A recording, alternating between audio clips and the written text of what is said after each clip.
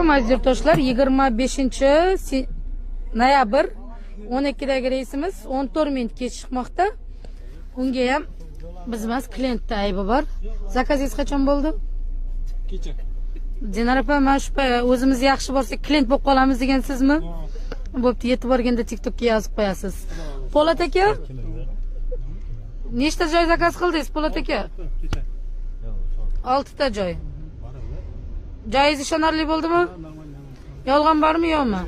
Tavsiya qilsa arziydimi? Siz nechta joy oldingiz? 3 ta. Aytilgandaymi joylaringiz?